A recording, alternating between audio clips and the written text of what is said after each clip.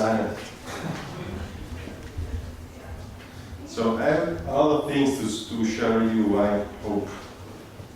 Will be in time. I'm not James Bond, quite obvious. Okay, he is James Bond. What is his job?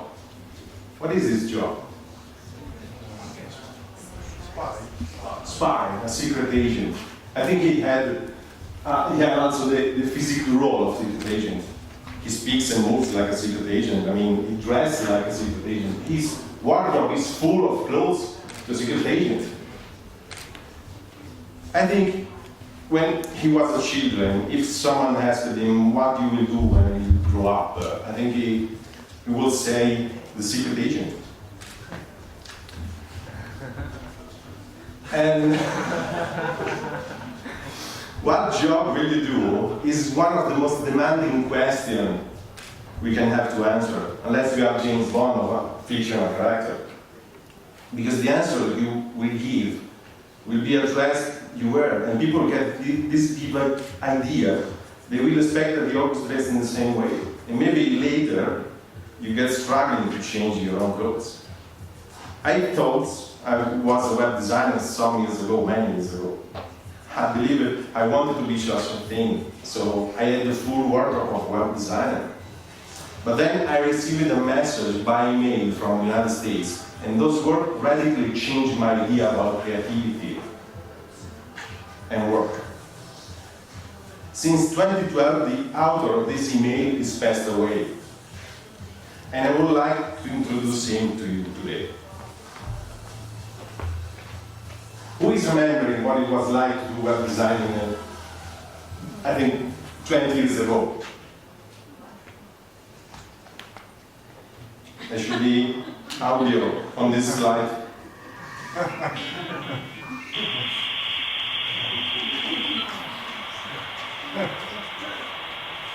Can you make the audio in the plan? Thank you. So we can see and hear this modern photo. No, it's here. There's a lot to wait, but we need to wait also to a website that we like, because there was Flash, and every cool website has these things before to be available. Flash was the most cinematographic thing we can use to be a web designer. For this reason, we were talking about new media design. This is my first CV in Macromedia Flash 3, unregistered version, of course. And this is how I had to get to my first customer.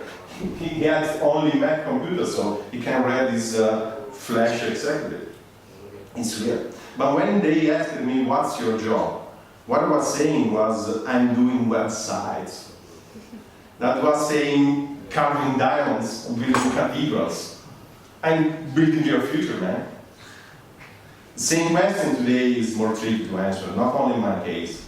It's a question that connects an individual to his profession and forces us to find a way to describe ourselves, to summarize a biography in 140 characters. Think about writing the bio in the conference website. For me, it's a pain, because, okay, it's not the first time, but believe me or not, I write down the same things from scratch every single time.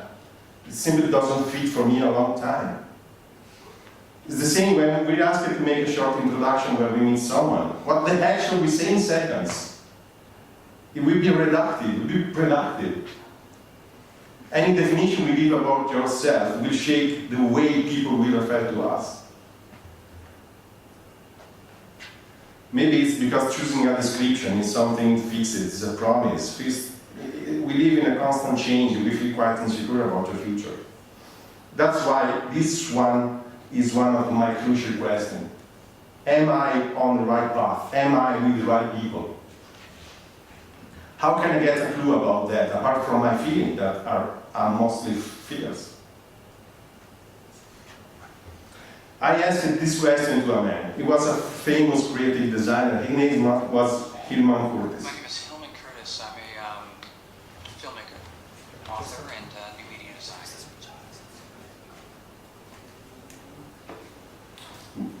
They told me how to let you hear this video. Right. Sorry, switch. just a second. You are, please. My name is Hillman Curtis. I'm a filmmaker, author, and new media designer. He started to study art and design to make posters and flyers of his rock band. When the band splits, he attended an evening course on Photoshop from Macromedia. And he becomes a stage, he starts a stage in Macromedia. He becomes the design director in '96. With his team, they developed a technical and creative process to do website design with motion. Later, he founded an agency in New York doing website and motion videos. In 2002, this book, Make the Visible Invisible, I have a copy to see. It's great. Was just out. I was reading his creative processes and inspiration. He was very keen to find and ask the right question to customer. So I was reading this book and I decided to ask him something. I was not hoping for an answer. It took me 2 days for writing it down. It seems proper English. I wrote in that I started to do the web designer, but I did not have artistic or creative background. I was studying philosophy at the time. I asked him if there's something wrong, if he has suggestions on what to focus on. He answers me the day after. He said, "Thank you for having read these books, my books." Then this.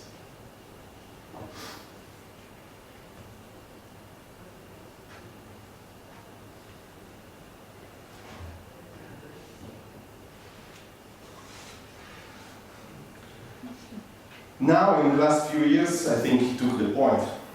He touched a lot of meaningful things for me and for you in that mail. But now I have another set of questions. Be prepared on what? What is one thing, apart from luck, which leads us to success in the right condition? Any idea for you? That they say we have or not have this, such a thing. This talent. You, for example, do you think you're talented in something? What is your talent? What is this thing called talent?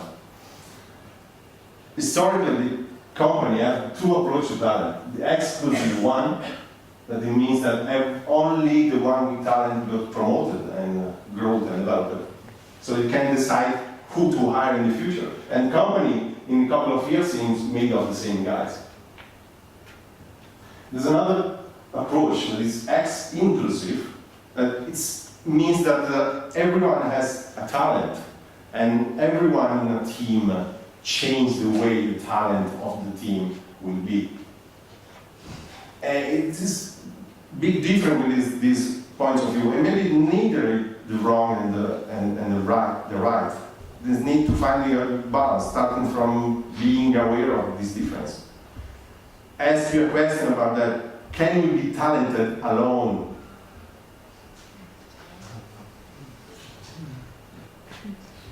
No, if no one sees what you've done, you can be talented.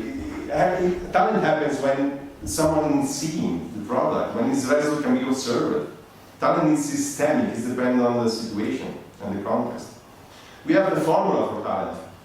Okay, it's a model or a diagram, but it's the one that I feel the most resonant for the way I see people working.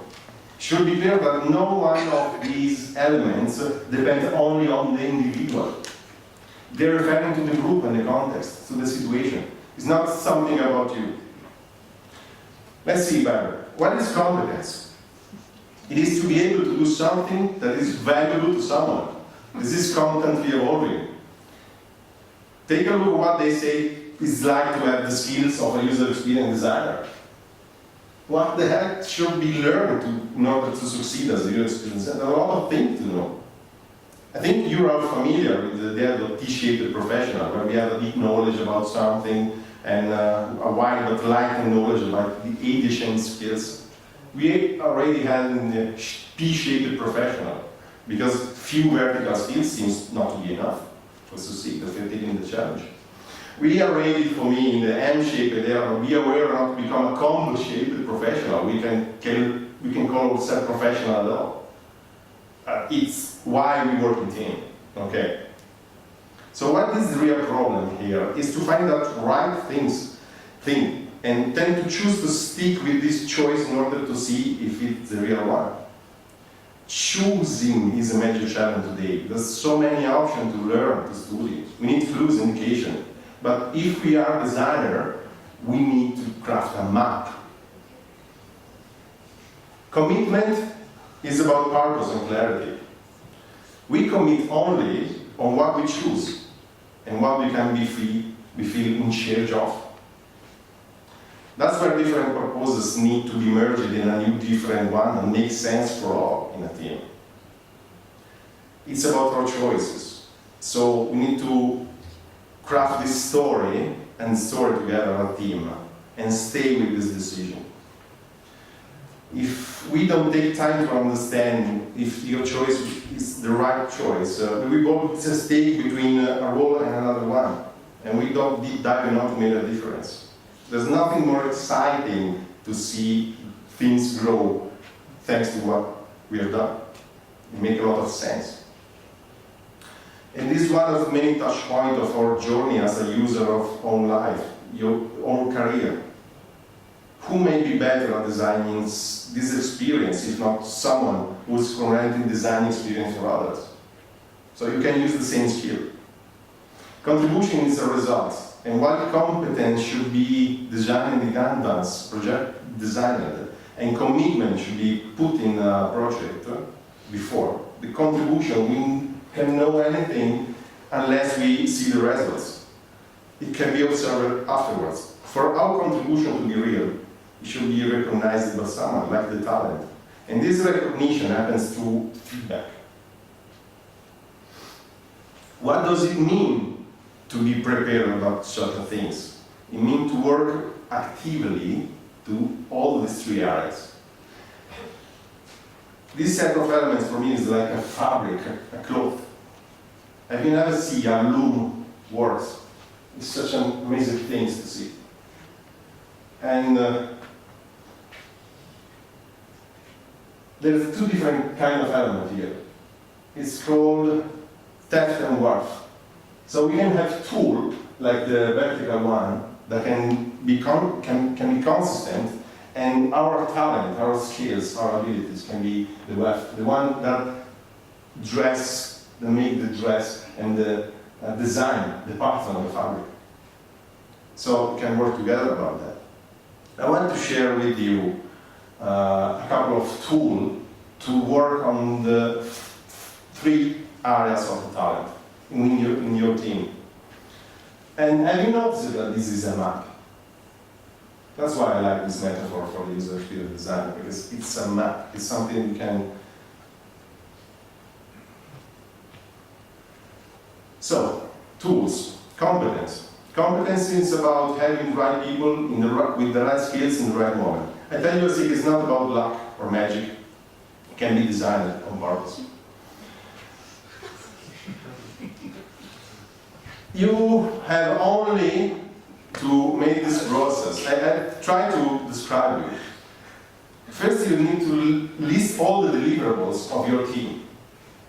List all tasks, activity, jobs to be done in order to do the input. Identify all the skills needed to do this job. And assess first yourself, then share your level on a 1-4-1-5 scale, whatever. Discuss the result, the scale, and calibrate to get the result. You should come out with something like this. This is a real one from a team. I do the coaching. And this should be more easy to understand what it's like to have a deep understanding of something. But it's not about performance. It's not a rating, a grading by someone. It's your level of expertise and knowledge about this thing. It's not about maybe potential, because I think if you're skilled in some way, you can have good performance. But it changes over time. You can be 4 or 5, so at maximum level for a long time, because company and teams need maybe evolving skills, new things to learn. So 4 or 5, the highest part of this level is the highest skill needed for your team in this moment. It's not to be a guru on these skills. It's only to assess and try to find someone that you can elect as a mentor, a role model. It's like to discuss, it's about to discuss what we need to improve as a team. This tool makes it crystal clear who can be a mentor of who. And people leave company and teams not because they're unsatisfied, because they stop to learn. They have no role model. This becomes evident if you have a role model. If you don't find a role model here, you can find it outside. So to learn, to study. Second, commitment is more tricky to address, because what are you willing to commit to something you can manage? Not something can be managed from others. Let's manage it as a team issue. We all agree with the shared ownership and self-organization of the agile teams. Okay, I'm an agile coach, I say yes. But self-organization doesn't mean no organization. It means only that the team itself should select the best way to organize. So I propose you another map. It's about responsibility. Start with the list of activities that produce the outcome deliverable we've seen before in your team, so the previous activity. Identify all the decisions that should be made in order to get those things right. Run a workshop, discuss together, let diverse, convert, whatever, come out with that list. When you have that list, conversations could start to be interesting. Because this should be a list of relevant activities that can make a difference about the things get done. In classic project management, you have the racing matrix. They're supposed to clarify responsibility about who made the okay. I don't want to discuss responsible, accountable difference. It's about finding who's responsible, who's supporting, who consulted, who's informing. Seems easy to address. It's difficult to have this conversation, but you clarify a lot of things. The responsible is the one that takes this decision. Do what needs to be done in order to implement it, and manage the consequences of this decision. Supporting, who should have the responsible doing what needs to be done, because the outcome will be far better than the contribution of the supporter. It should be available and ready to support. The consulted one is the one who will have value if consulted and involved in that decision. He can decline if he uses it. Informed, who can get value, information, update, go no go status about the decision. Please note that we can have only one responsible for all, obviously.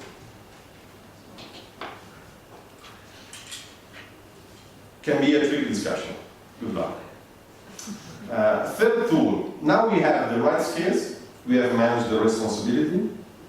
We have clarified who is responsible for what. How should we perform?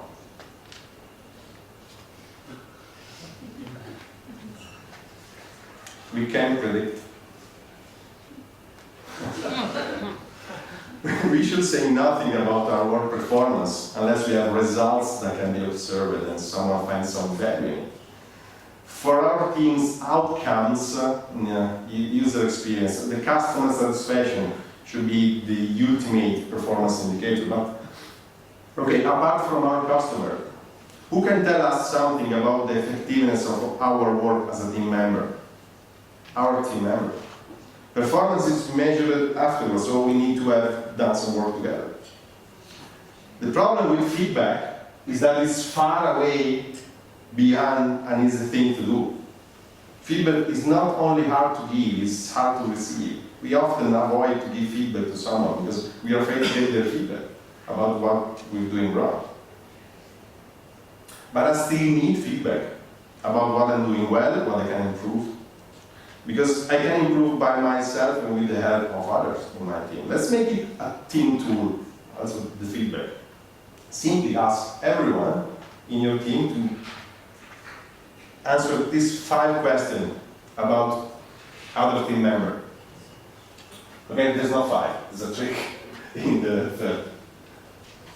But I think it's a set of questions that must at least feedback in the team.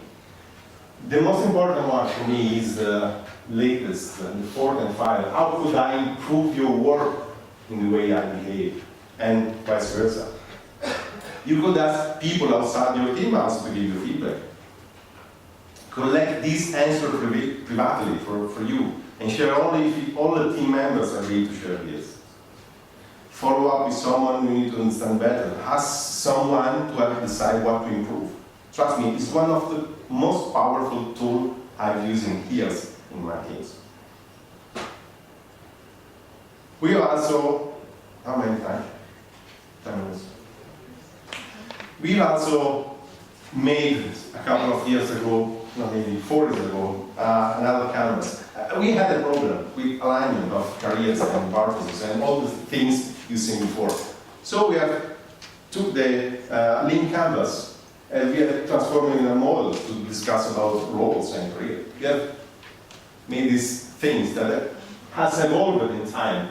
And a lot of companies are using this and transforming. It's not a thing to use like it is, but to transform. The most important part of this.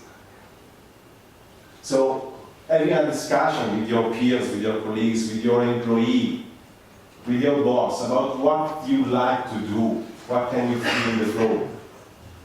Should be related to what you are good to, so what your strengths, you need to improve. Should be related to your purposes, what you need to accomplish in this team, in this company, not in your life. And so what you need to do. It's a conversation that fosters autonomous thinking and systemic thinking, because all the things in the right are depending on the company. Forces you to reflect about your past work. Try to imagine your future work with some peers and to find insights, so discover new possibilities, new options. He maps all the bubbles of the talent, so it can be very good conversation if you have made some homework before. So tracing your skills and having more responsibility and roles clarified. You can have this conversation as a performance management tool. You can have the conversation in an outside element. You can have this conversation over time. It's not about having this tool completed. It's about having this kind of discussion while seeing all the team members talking about their favorite things and their needs. It's an organization design tool, because when we have an idea of all the main activities and roles and duties we need to have, we can spot the blind. So what we need to, what we don't are able to, can be also useful to map all the tasks, activities we can do well in the team. So to make a virtual team in order to make some experiments, also if we don't have the right people in this moment. And there's this growing trend about organization design, but in my opinion, a lot of people are making a huge mistake not to consider local and global economic factors. Because this element, this factor, are very crucial to how an organization should be designed and should decide. It depends on a lot of elements. It's not only a decision-making and responsibility process. We can say that team are data organization, okay, for sure. They have purpose, they're in a system, they have inputs and outputs, every team. Apart from the economic and the legal structure, every company is made of interaction between members, stakeholder, and customer. And all this interaction involves information to be exchanged and feedback to be collected, and meaning to be created, okay? We see a lot of things like tools to use this, to address this today. It's a set of living relation. And this relation, in order to be meaningful, they need to have real conversation, not only communication. That's why we should consider to design this conversation. There's not simple dialogues. These moments that create something. But about work, there's another trend I feel the need to warn you about. It's the purposeful work of find your calling, find your dream job. I was one of, they talk about this. Your dream job that can fulfill all your quality and aspiration. I don't know now, I'm concerned. I'm seeing a lot of people speaking about these things and gaining a lot of attention. But it seems to me that no one of them are working in team. They're sort of gurus, one-man band. They're living their own, quite apart from society, with their laptops nomading and speaking about finding your dream job. Okay, it's easy when you don't have to interact with anyone. It's easy to follow your purpose, it's not involved to deal and agree with others. Challenge here is to find our purpose and to be purposeful to others without running away or making too much compromises. I'm thinking about my own experience and recalling all the dreams and purposes I've had in my job. I noticed one of the simple things: purposes are temporary. They transform, they evolve, and not alone. By having interaction and finding inspiration for other people. I will never accomplish the things I'm proud of without working with others. Also arguing with others, fighting. So don't overestimate your purposes. Find something you're good at and try to add something you like, transform it, make it better, reinvent yourself when you're feeling the need to. Ignore the fear of losing your real you. There's no you without what you do every day with the people you work on. There's a lot of tools and models and approach to work better as a team, depending on your culture and the stage of your team. Mapping happiness, get ongoing feedback, appreciative, so on. Try to Google team playbooks, and you will find a lot of stuff. The one from Atlassian are pretty good and ready to use, but there are more. I think these three elements and four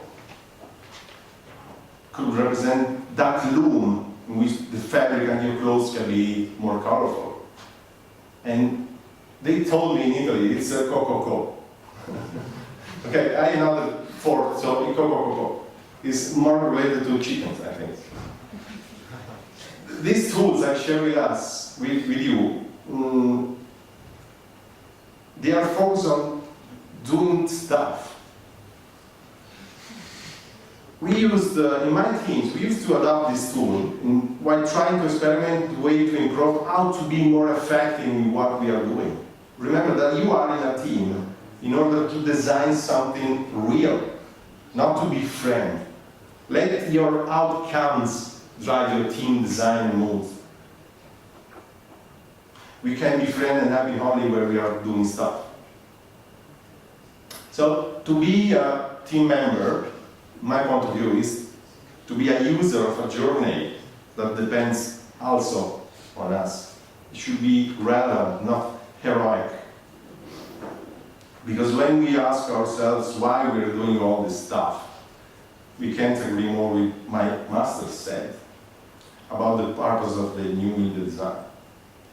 It's in the moment we find that we've changed the world, even only if a bit, that we feel good. Attach a shotgun mic and start filming short documentaries or start filming whatever I wanted. And I could edit it, and then I could put it online. There was no one I didn't have to ask permission from anyone. Close.